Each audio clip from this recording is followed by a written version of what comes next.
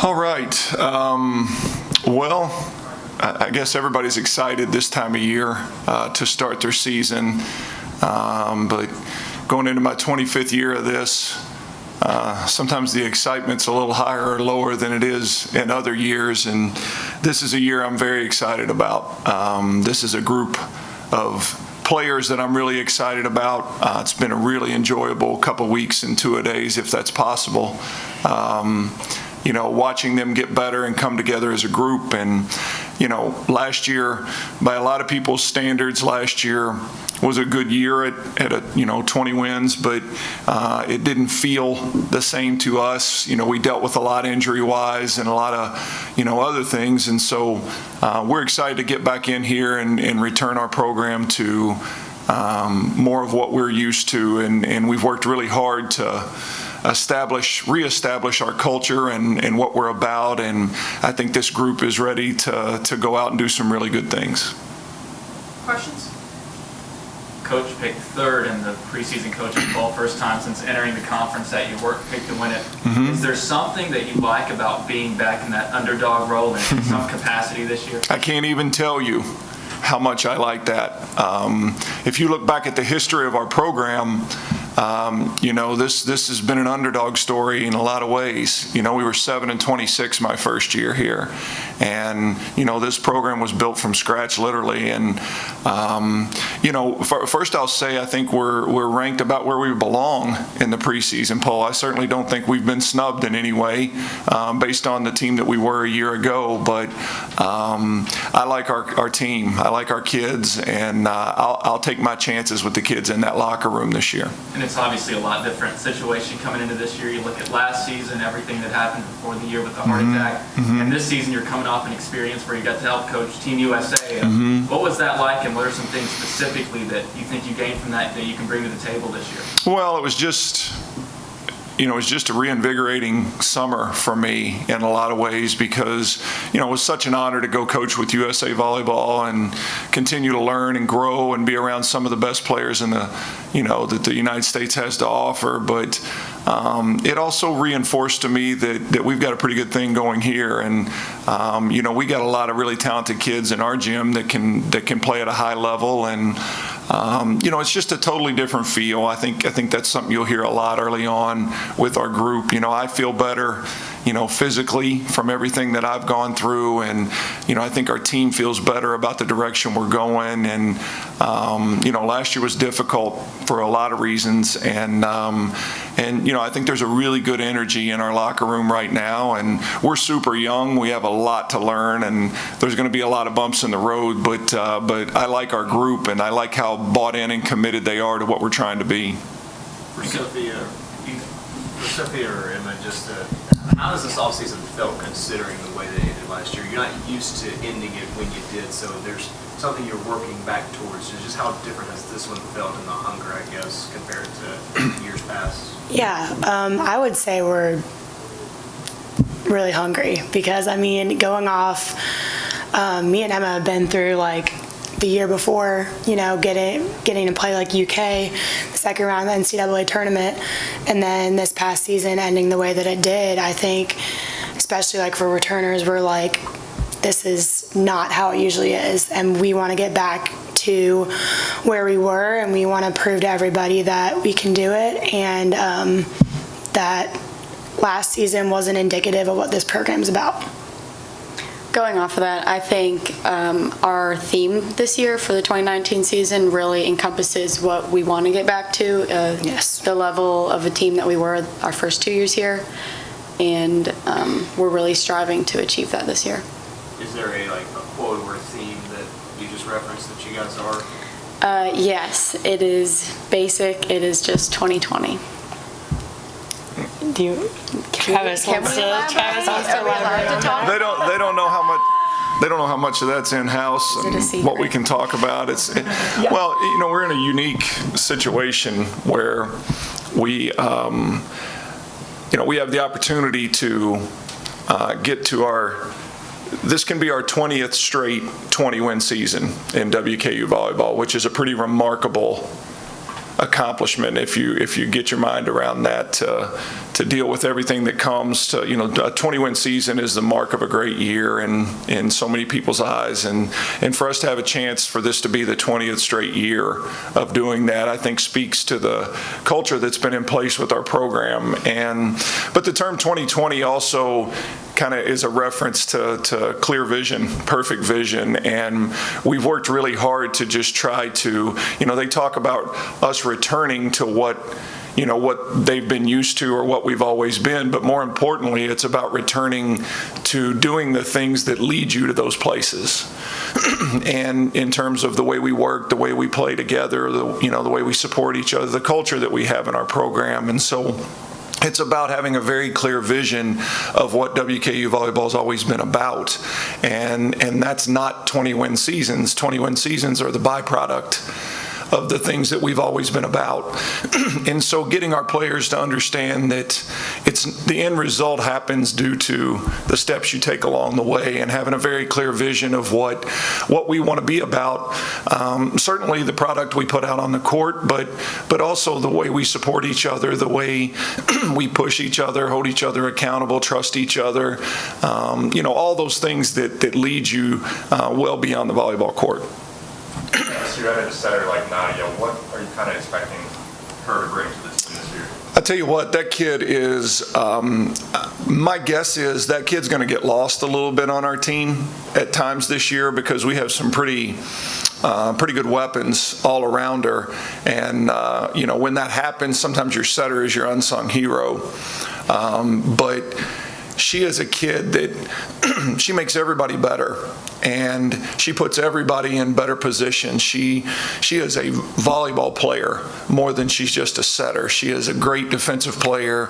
She just has this feel for the game that very few players that I've coached has, and she's a pleaser. She's constantly talking to me about what do I have to do to put Sophia Cerino in a better position? What do I have to do to put Lauren Matthews in a better position? And she's the ultimate giver, and she's not going to blow you away with her size and athleticism and all those things, but people that truly understand our sport are going to see very quickly the impact that she has. And it is, she's a competitor and a winner, and backs it up. She doesn't just talk about competing and winning. She's a kid that if she's struggling with something, you can probably guarantee she'll be in the gym when you get there the next day working on it. And all those things are really important at that position, and we're excited to have her. Coach, it seemed like Paige Briggs made a pretty good impact in the preseason game against Kentucky. So to speak a little bit about the impact that she's already made as a freshman. Yeah, she's a pretty special talent. She's and not only is she really talented, because so much it goes beyond talent. It's about fit as well. And she's a really talented kid. But if you sat down after last season and you wrote on a piece of paper, our biggest need, it would be an outside hitter that can get things done offensively, but is also a great defender and can pass and do all these different things. And she is a really complete volleyball player, and she's a special one. She's a special talent. Now, a lot of work needs to be done between now and moving forward over the next 4 years for her, but she certainly will impact us right away. And I think she's just scratching the surface of who she is, but I also think they'd be hard pressed to find a kid that will be a more impactful or a more talented kid in this conference as a freshman. Travis, you opened the season with 2 tournaments. What are you looking to get out of those tournaments and see from the first 6 games? Yeah, well, it's so hard. I mean, we get thrown into this thing at 100 miles an hour. Yeah, volleyball season is really weird because in the first month of the season, you play half your matches. And then over the last 2 months of the season, you play the other half. It really slows down, and it's like fast forward here. And so we're young, we're really young, we're going to make mistakes. We want to continue to find out about ourselves. But more than anything else, I want to see us just playing really hard and competing. The first 2 tournaments are very different challenges. We go to this Toledo tournament, and on paper, I would think we're one of the favorites to win that tournament. And then the following weekend, we go up the road to Louisville, and we're playing, a top 25 team in Louisville and Arizona State out of the Pac-12. And, it's probably our biggest challenge of the year in back-to-back weekends. So a lot to learn about ourselves in these first 2 weeks. And this early in the season, you spend a lot more time just trying to iron out who you are and worry. Our scouting reports are pretty short this time of year. Because it's about going out and executing what we do. And with a young team, there's no doubt things will go wrong. I heard you say after that Kentucky scrimmage, where years past you really worried about the offense and that's different this year. So why is the offense set now? Why are you resting that? Because we had a lot of time. We have so many returning players. Even though they're young, we have a lot of returning players offensively. And because we had the time to train in the offseason with them. And so most of our offensive players have a good understanding of what they're trying to get done as a player. Our system here is not terribly difficult. It's not exotic. It's very simple, but it takes discipline. And if you're disciplined when you do the things that we do, then it's very difficult to stop us. And it has been more different than any I've ever put together. Offensively, we have a lot of weapons and a lot of talent. And early in the year, I'm usually a coach that we spend a ton of time offensively trying to get ourselves ready, and then we catch up defensively. We've spent next to no time working on offense, but we have a lot of talent on that side of the ball. And Nadia, as we talked about, really holds that thing together on that side. But if we want to be great, it's going to be about getting people stopped. It's going to be about defending. I think offensively we'll stand up to anybody on our schedule. I don't think we'll get shut down a lot offensively. And so it's really the challenge for this team is about, can we go out and stop the people across the net from us? And so, offensively we're succeeding at a pretty high level right now, but we're awfully basic with what we're doing. We haven't got a lot of stuff. We haven't worked on it a ton, and so I'm really hoping we can go out and develop a defensive mindset.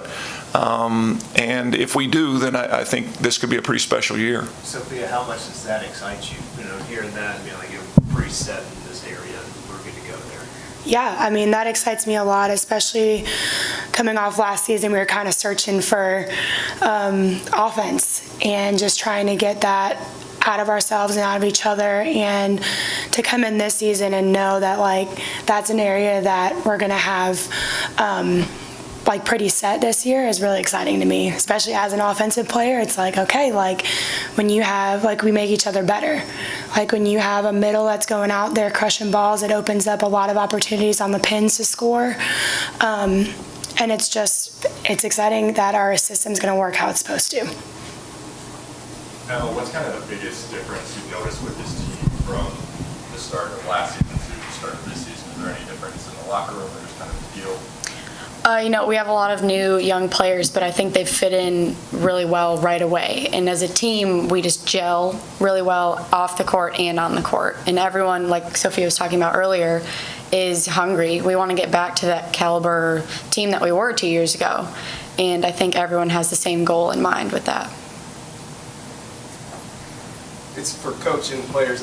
Just about that scrimmage against UK, you all were able to raise money in honor of Alyssa Kavanaugh. Just tell us about that experience and how it was, and being able to travel and do it in Lexington and being able to raise that money for the charity. Go ahead. You can start if you want.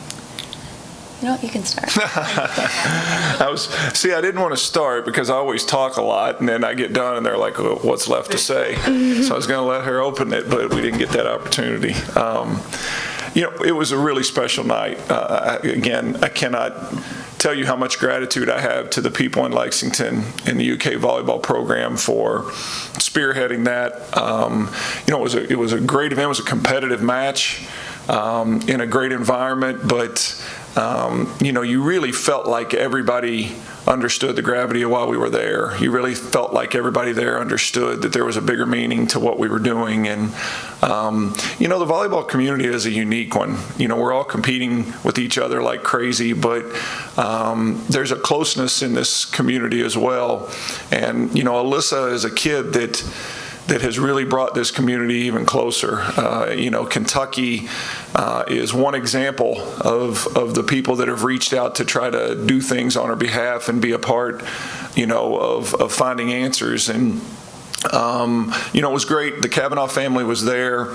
I know it meant tremendous amount to them. I spoke to Alyssa's mother this week, and she said it was truly one of the highlights that's happened since this has all gone down with Alyssa. And so it was just really genuine. Everybody was really there, bought into the cause, and for Alyssa to be there as a symbol of, on so many levels. For Alyssa was a little undersized volleyball player from Louisville that was lightly recruited, that turned herself into a third-team All-American against all odds. And and then now she's fighting this battle that she's fighting, and you see the courage that she has and in fighting this as well. And she's not a kid that gives herself enough credit for the lessons that she's teaching everybody around her, and just by trying to get through her daily life. And her struggle continues, but I hope and I believe that she knows that the people in our program and even extended out to other programs have their arms wrapped around her as she continues. I just want to say on behalf of the WKU volleyball program, community, the university, we are so gracious, because Alyssa is very near and dear to our hearts and my heart. I know she's one of my best friends and one of the strongest people I know. So we're very gracious for not only the Kentucky volleyball program, but the Lexington community and anyone else who supported her. Same feeding off of Emma. We're super, super grateful. Anybody that ever watched Alyssa play, anybody that ever knows Alyssa, she is the definition of a fighter. And if you tell her she can't do something, she's going to go out and prove you wrong. And it was pretty cool too. Obviously the UK and Lexington community just totally embraced her fight and everything that she stands for and everything that she's gone through. And we're just super grateful for that, and I'm sure her family and she is as well. Anything else?